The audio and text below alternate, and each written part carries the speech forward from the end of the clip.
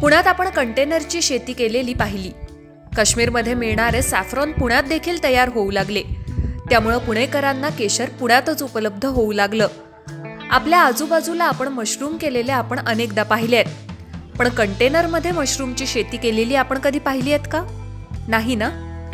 हो, पुण्यात चक्क कंटेनरमध्ये मशरूमची शेती केली जातीये.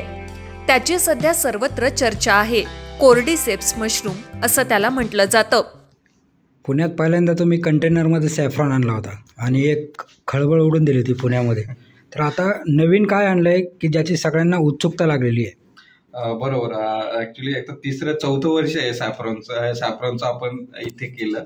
आणि सॅफ्रॉन ग्रो करताना ॲक्च्युली सॅफ्रॉनमध्ये जे फेजेस असतात, म्हणजे फुलाची फेज असते, त्यानंतर मल्टिप्लिकेशन बियांची फेज असते. तर ती बियांची फेज जेव्हा आपण बाहेर करतो, बिया तयार करतो, तेव्हा जो सेटअप होता ना आपला सॅफ्रॉनचा, तो खाली राहायचा. तर वाटलं अरे त्या सेटअपमध्ये आपण दुसरे काय काय क्रॉप घेऊ शकतो. मग त्यानुसार आम्ही इथे एक स्टडी केली आणि एक कॉर्डिसेप मशरूम ह्या प्रकारचं आपण इथे नवीन क्रॉप घेतलं आणि त्याचं चांगल्या प्रकारे तुम्ही बघू शकता. इथे खूप चांगल्या प्रकारे त्याचं इथे ग्रो झालंय.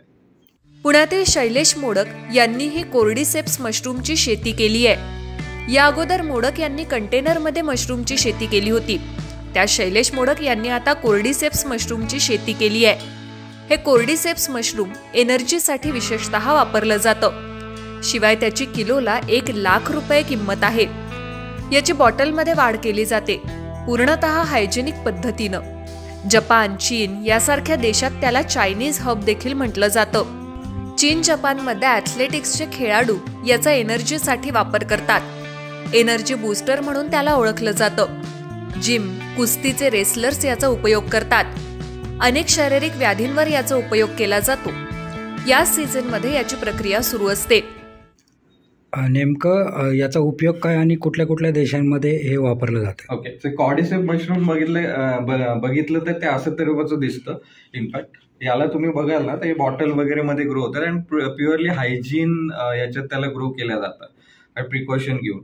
आणि हा मेजरली याला चायनीज हब पण म्हणतात. म्हणजे चायना, जपान या कंट्रीमध्ये पण याचं खूप चांगल्या प्रकारे कन्झम्पशन केलं जातं. आणि मेजरली त्याचा यूज म्हणाल तर म्हणजे तुम्ही म्हणाल ॲथलीट जे असतात राईट, एनर्जी बुस्टर, म्हणजे त्यांना खूप प्रमाणात एनर्जी लागते. याच्यात कॉर्डिसेपिन, ॲडिनोसिन हे घटक असतात.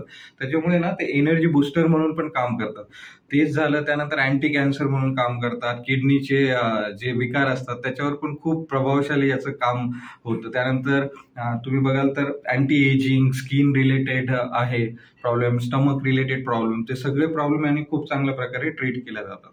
राईट. त्याच्यामुळे याची कॉस्ट जरी पुढचा एक प्रश्न येतो जनरली की हा मार्केटमध्ये मग किती कॉस्टनी विकल्या जातात, बरोबर. जर तसं बघायला गेलं ना तर याची कॉस्ट मार्केटमध्ये 70,000 ते 1,00,000 रुपये किलो या दराने याची प्राइस आहे इनफॅक्ट. आणि आम्हाला पण सध्या याच रेंजमध्ये कस्टमर मिळत आहेत आणि त्या तऱ्हेने याचं आता ग्रोईंग सुरू आहे. कोर्डिसेप्स मशरूम हा इंडोअर असल्यामुळे कुठेही ग्रो होतो. त्यामुळे भारतात साऊथ, दिल्ली या ठिकाणी याची शेती केली जाते. मात्र राज्यात आणि तेही पुण्यातच फक्त कंटेनरमध्ये हे लावण्यात आलं असून त्याची मागणी सध्या वाढतीये. कंटेनरमध्ये 18 ते 22 डिग्री तापमान लागतं. तसंच ते मेंटेन केलं असून या मशरूमची चांगल्या प्रकारे वाढ होत आहे. भारतामध्ये किती ठिकाणी आहे आतापर्यंत आणि पुण्यामध्ये तर पहिल्यांदाच आहे. भारतामध्ये किती ठिकाणी असं काय? भारतामध्ये आहेत, कारण की हा खूप जुना हे आहे. तर भारतामध्ये ऍक्च्युली नॉर्थमध्ये पण काही जण करतात, घरामध्ये करतात, दिल्लीमध्ये करतात, साऊथमध्ये एखादे जण करतात. राईट. तर त्या हिशोबाने हा ग्रो होतो तिकडे पण, कारण हा इंडोर असल्यामुळे हा कुठेही ग्रो होतो. म्हणजे तुम्ही तुमच्या घराच्या छोट्या खोली 10x10च्या खोलीमध्ये पण, रूममध्ये पण करू शकतात. आणि 2.5 महिन्यामध्ये याचं प्रोडक्शन निघतं जनरली. मग कंटेनरमध्येच का करावं असं वाटलं? कंटेनर आपला ऑलरेडी कंटेनरचा सेटअप होता आणि कंटेनरचे मग ऍडव्हान्टेज तुम्ही मागच्या वेळेस जसे सॅफ्रॉनमध्ये त्याचे ऍडव्हान्टेज होते. म्हणजे कंटेनर आपण कुठेही घेऊन जाऊ शकत होतो. ऍक्च्युली तो एक मेजर ऍडव्हान्टेज होता आमच्या पॉईंट ऑफ व्ह्यू. आणि कंटेनरमध्ये ऑलरेडी याला टेम्परेचर जे 18 ते 22 डिग्री लागतं ते ऑलरेडी मेंटेन करता येत होतं आणि तो एक मेजरली होता. तर असं नाही की कंटेनरमध्येच करतात, पण तुम्ही कंटेनरमध्ये, कोल्ड स्टोरेज सेटअपमध्ये, घरामध्ये, छोट्या 10x10च्या रूममध्ये पण तुम्ही हा डेफिनेटली करू शकता. याला आता सध्या पुण्यामध्ये मार्केट आहे का आणि कुठले कुठले लोक याला म्हणजे पीपल कुठले कुठले खरेदी करतात म्हणजे? ओके, पुण्यामध्ये याचं मार्केट आहे. जनरली जे ॲथलीट्स आहेत, जिम आहे, जे जिम करतात, तर वेगवेगळे जिम इंडस्ट्री आहे. आणि त्यानंतर कुस्ती. पॉज केलं. ओके, तर कुस्ती वगैरे पुण्यामध्ये याचं चांगल्या प्रकारे मार्केट आहे आणि आता डेव्हलप होतंय. ऍक्च्युली सगळ्यांना माहीत पडतंय हे. तर जसं कुस्ती आहे ऍक्च्युली, तर कुस्तीमध्ये पण याचा खूप चांगल्या प्रकारे वापर होतो. नंतर रनिंग वगैरेचे इन्स्टिट्यूट आहेत, ॲथलिक इन्स्टिट्यूट आहेत, जिम आहे, वेगवेगळे जिम्नॅशियमचे वेगवेगळे असोसिएशन आहेत, त्यामध्ये पण हे चांगल्या प्रकारे यूज करतात.